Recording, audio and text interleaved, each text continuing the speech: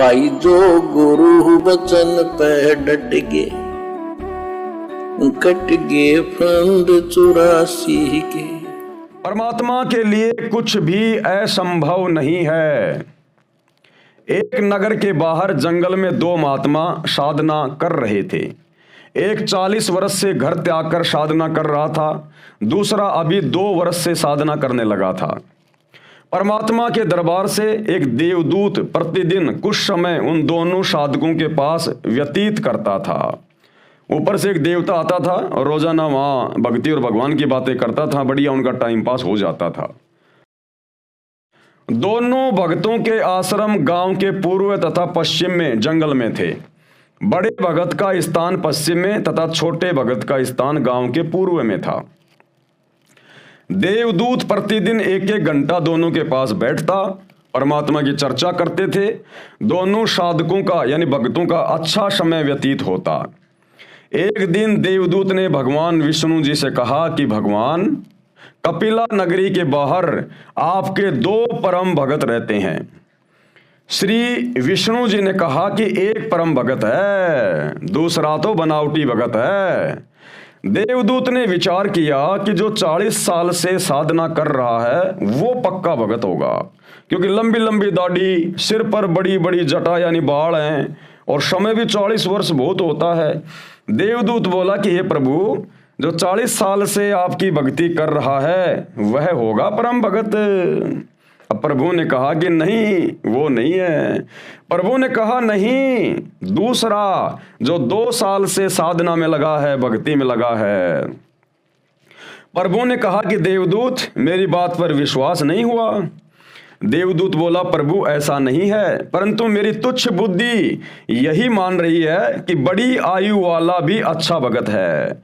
श्री विष्णु जी ने कहा कि कल आप देर से पृथ्वी पर जाना और दोनों ही देर से आने का कारण पूछेंगे, तो आप बताना कि आज प्रभु ने हाथी को सुई के नाके से निकालना था, वह लीला देख कर आया हूं, इसलिए आने में देरी हो गई। जो उत्तर मिले उससे आपको भी पता लग जाएगा कि परम भगत कौन है। पहले प्रतिदिन देवदूत सुबह 8 बजे के आसपास बड़े के पास जाता था और 10 बजे के आसपास छोटी आयु वाले के पास जाता था। अगले दिन बड़ी आयु वाले के पास दिन के 12 बजे पहुंचा। देर से आने का कारण पूछा तो देवदूत ने बताया कि आज 11:30 बजे दिन के परमात्मा ने लीला करनी थी, वो देख कर आया हूं। 40 वर्ष वाले ने पूछा कि क्या लीला की प्रभु ने, बताइएगा। देवदूत ने कहा कि श्री विष्णु जी ने कमाल कर दिया, हाथी को सुई के नाके में से यानी सुई के छेद में से निकाल दिया। ये सुनकर भगत बोला कि देवदूत, ऐसी झूठ बोल जो सुने उसे विश्वास हो। ये कैसे हो सकता है कि हाथी सुई के नाके में से निकल जाए? मेरे सामने निकाल कर दिखाओ। अब देवदूत समझ गया कि भगवान सत्य ही कह रहे थे, ये तो पशु है, पशु, भगत नहीं, जिसे परमात्मा पर ही विश्वास नहीं कि वह सक्षम है। जो कार्य मानव नहीं कर सकता परमात्मा कर सकता है। उसकी भक्ति व्यर्थ तथा बनावटी है। देवदूत नमस्ते करके चल पड़ा। अब देवदूत ने जब सुनी उसकी बातें, उसका जवाब, और उसने कहा कि देवदूत, ऐसी झूठ बोल जो किसी को विश्वास के योग्य लगे। अरे सुई के छेद में से कभी हाथी निकल सकता है क्या? मेरे सामने निकाल के दिखा। तो देवदूत ने कहा, अरे तू तो पशु है, पशु, जानवर। उसके सामने तो नहीं कहा बेचारे डरते ने कि जब इसको इतना ही विश्वास नहीं है और मैंने अगर इसको कुछ बोल दिया तो कहीं मेरी पिटाई ना करने लग जाए। तो देवदूत ने मन ही मन में सोचा कि ये तो जानवर है, पशु। अरे एक तरफ तो भगवान की भक्ति करने का और उसके लोक में जाने का ड्रामा कर रहा है, ढोंग कर रहा है, भक्ति कर रहा है, और तुझे अपने भगवान पे विश्वास नहीं है, तू जिसके लोक में जा रहा है। तो खाक तू भक्ति सफल करके भगवान के लोक में जाएगा, जब तुझे अपने परवरदिगार, अपने अल्लाह पे तुझे विश्वास नहीं है। तो देवदूत वहां से चल पड़ा दूसरे भगत के पास में। देवदूत नमस्ते करके चल पड़ा और छोटे भगत के पास आया। भगत ने देरी से आने का कारण पूछा तो देवदूत ने संकोच के साथ बताया कि कहीं ये कोई गलत भाषा ना बोल दे। अब देवदूत यानी वो फरिश्ता, मुसलमान धर्म में उसको फरिश्ता कह देते हैं, हिंदू धर्म में देवदूत कह देते हैं। अब वो देवदूत बेचारा थोड़ा सा घबरा गया कि जब बड़े वाले ने ऐसा जवाब दे दिया तो छोटे वाले के पास कहाँ बुद्धि होगी, ये कहीं मेरे को गाली वाली ना निकाल दे, अभद्र भाषा का प्रयोग ना कर दे। कहा कि भगत क्या बताऊं, परमात्मा ने तो अचरज कर दिया, कमाल कर दिया, देखकर आंखें फटी की फटी रह गई। परमात्मा ने हाथी को सुई के नाके यानी धागा डालने वाले छिद्र के अंदर से निकाल दिया। अब ये बात सुनकर भगत बोला कि देवदूत जी, इसमें आश्चर्य की कौन सी बात है? अरे परमात्मा निकाल दे पूरी पृथ्वी को सुई के नाके में से, हाथी की तो बात ही क्या है। देवदूत ने भगत को सीने से लगाया और कहा कि धन्य है आपके माता पिता जिनसे जन्म हुआ, कुर्बान हूं आपके परमात्मा पर, अटल विश्वास पर। भगत को परमात्मा पर पूर्ण विश्वास होना चाहिए कि परमात्मा जो चाहे सो कर सकता है। तो भक्ति सफल करने के लिए, और जब हमें उस अल्लाह कबीर की जानकारी हो जाए, सच्चे गुरु, उस सच्चे बाखबर की पहचान हो जाए, उसके बाद हमने उसके प्रत्येक वचन पर इस प्रकार से ब्लाइंड फेथ करना होता है। ब्लाइंड फेथ, अगर 500 मीटर ऊंचे टावर से आपका गुरु कहे कि बच्चा इसके ऊपर चढ़ और चढ़ के छलांग लगा दे नीचे, तो भगत ने तुरंत चढ़कर और नीचे छलांग लगा देनी चाहिए। ये नहीं सोचना चाहिए मैं औंधे मुंह गिरूंगा या सीधे मुंह गिरूंगा, बचूंगा या मरूंगा। सिर्फ सतगुरु का वचन दिखाई देना चाहिए। अगर जरा भी मन में दोष आ गया तो उसी समय सारी भक्ति फैल, निष्फल, सीधा गधे की योनि में जाएगा। और फिर वो परमात्मा अपनी ऐसी प्यारी आत्माओं को फूल जितना भी कष्ट नहीं होने देता। अरे सतगुरु फिर कुछ भी कर सकता है। सतगुरु तो आपको हवा में रोक देगा, हवा में सतगुरु कुछ भी कर देगा।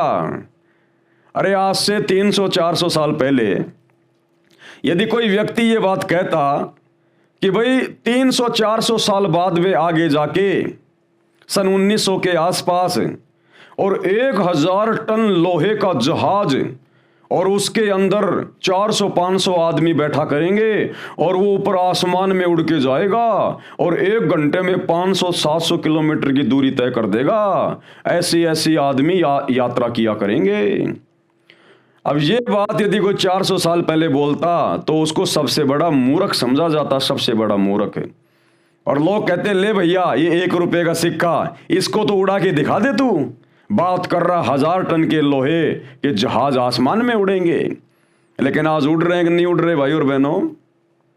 उस समय यदि कोई ये बात कहता कि आने वाले समय में आदमी हजारों किलोमीटर दूर बैठकर बिना किसी तार के, बिना किसी लाइन के, और एक छोटा सा डब्बा होगा, उसको मोबाइल नाम दिया जाएगा, और आदमी बात किया करेगा, आपस में शक्ल भी देखेगा, वीडियो कॉल हुआ करेंगे। अब 400 साल पहले भला कौन यकीन करे इन बातों पे, लेकिन आज हो रहा है। तो सतगुरु कुछ भी कर सकता है। भगत प्रहलाद को त्रेता युग में उसके पिता हिरण्यकशिपु ने 84 प्रकार से परेशान किया और हर बार सतगुरुदेव भगवान ने उसको बचाया, अल्लाह कबीर ने उसको बचाया। उसके बाप ने पहाड़ के ऊपर ले जाकर प्रहलाद को नीचे धक्का मार दिया, सैकड़ों मीटर ऊपर से नीचे परमात्मा ने फूलों का गद्दा बिछा दिया, फूल बिछा दिए, भगत को जरा भी चोट नहीं आई। भगत प्रहलाद को मारने के लिए उसके पिता ने सैनिकों के हाथ में सौंप दिया और कहा इसको जंगल में सर्पों के बीच में पटक के आ जाओ, जहरीले सर्प इसको खा जाएंगे। सैनिक उसको पटक के आ गए जंगल में सर्पों के बीच में। सुबह राजा ने कहा कि जाओ उसकी डेड बॉडी को लेके आओ। जब सैनिक गए तो गर्मी का समय था, भगत प्रहलाद सो रहा था और सर्प, जो जहरीले सर्प थे, वो अपने फन उठाकर छाया किए हुए थे, छाया, नहीं मरा। गरम गरम तेल के कढ़ाई में डाल दिया गया, नहीं जला। हिरण्यकशिपु की बहन होलिका अपनी गोद में लेके आग में बैठ गई, नहीं जला। जबकि उस समय तो सतगुरु साक्षात भगत प्रहलाद को प्राप्त भी नहीं था।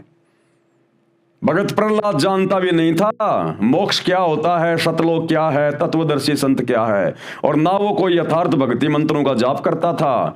केवल अपने पिछले जन्मों की भक्ति के कारण वो परमात्मा से इतना लाभ प्राप्त कर रहा था। तो भाई और बहनों, हमारे पास तो पिछले जन्मों की भक्ति का ढेर भगत प्रहलाद से भी कई गुना ज्यादा है। तभी तो आज हमें साक्षात अल्लाह कबीर बाखबर के रूप में मिल गया, प्रहलाद को नहीं मिला।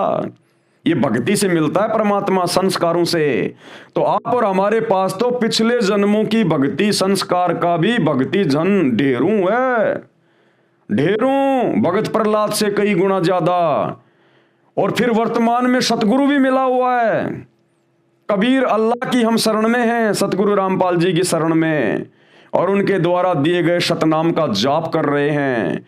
तो भाई और बहनों, क्या हमारे ऊपर परमात्मा आपत्ति आने देगा यदि हम अपने गुरुदेव भगवान पर दृढ़ विश्वास करके भक्ति मार्ग पर मर्यादाओं के साथ लगे रहे? तो ये विश्वास की बातें हैं। ये इतना विश्वास हमने आंख बंद करके अपने गुरु पे करना पड़ेगा, केवल अपने गुरु पे।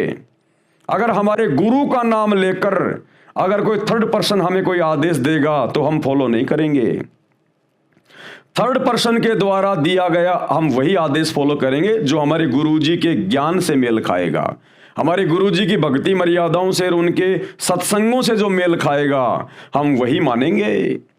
इसके अलावा थर्ड पर्सन चाहे कोई भी हो, चाहे सतगुरु का बेटा हो, चाहे बेटी हो, चाहे पत्नी हो, चाहे भाई हो, चाहे कोई कितना बड़ा भगत क्यों ना हो, यदि सतगुरु के ज्ञान और विधान के खिलाफ हमें कोई आदेश दिया जा रहा है हम उसको तनिक भी नहीं मानेंगे। और सतगुरु यदि हमें अपने मुख कमल से कोई आदेश दें तो फिर हमने देरी नहीं करनी चाहिए, बिल्कुल ब्लाइंड फेथ, तब जाकर साधक मोक्ष प्राप्त कर पाता है।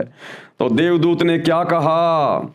देवदूत ने भगत को सीने से लगाया और कहा कि धन्य है आपके माता पिता जिनसे जन्म हुआ, कुर्बान हुआ आपके परमात्मा पर, अटल विश्वास पर। भगत को परमात्मा पर पूर्ण विश्वास होना चाहिए कि परमात्मा जो चाहे सो कर सकता है। ये सारी बातें परमात्मा ने क्यों बताई, ये इतने उदाहरण क्यों दिए कि हजरत मोहम्मद जी को जो ऊपर जिब्राइल लेकर गया था और इतने कम समय में ऊपर की यात्रा करवाकर वापस पृथ्वी पर छोड़ दिया था, इस बात पर अन्य मुसलमान उस समय यकीन नहीं कर रहे थे। तो परमेश्वर ने, अल्लाह कबीर ने एक साधु वेश में आकर इस प्रकार की घटना को जन्म दिया उस राजा रूम के साथ में। तब जाकर लोगों ने यकीन किया, विश्वास किया, और ये इस्लाम धर्म चल रहा है। ये इस्लाम धर्म कोई शैतान के पावर से नहीं चल रहा, हजरत मोहम्मद की शिक्षाओं से नहीं चल रहा।